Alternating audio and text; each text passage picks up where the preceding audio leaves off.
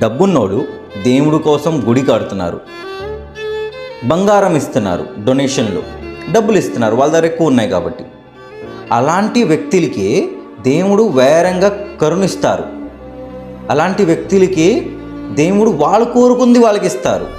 అదే మనం ఉన్నాం, మన దగ్గర డబ్బులు లేవు, దేవుడికి ఇవ్వడానికి ఏం లేదు, అందుకే దేవుడు మనకి కరుణించట్లేదు, మనం కోరుకున్న కోరికలు నెరవేరట్లేదు. ఇదే అనుకొని మన జీవితం మొత్తం బతుకుతాం. బట్ ఇది తప్పు.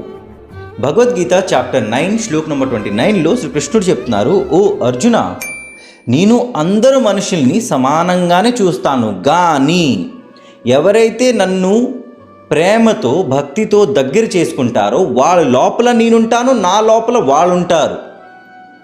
అంటే కృష్ణుడు ఏం చెప్తున్నారంటే, ఇక్కడ ఇచ్చే డబ్బు, ఇచ్చే బంగారం, డొనేషన్ మనీ ఇది మ్యాటర్ కాదు.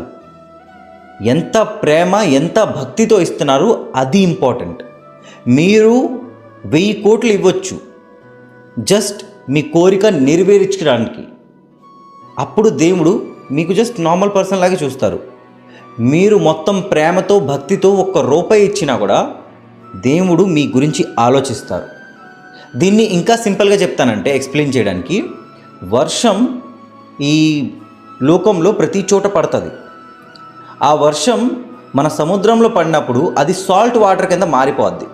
అదే వర్షం ఒక చెరువులో పడినప్పుడు అది చెరువు నీళ్ళలాగా మారిపోద్ది. అదే వర్షం రోడ్డు పైన పడినప్పుడు అది మట్టిలాగా మారిపోద్ది.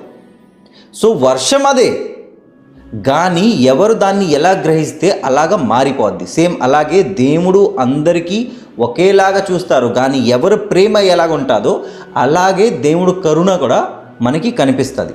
ఇది అర్థమయ్యేదాకా జయ శ్రీకృష్ణ, హరే కృష్ణ, రాధే రాధే, జయ జగన్నాథ్. సమూహం సర్వభూతేషు न मे द्वेष्योऽस्ति न प्रियः ये भजन्ति तु मां भक्त्या मयि ते तेषु चाप्यहम्.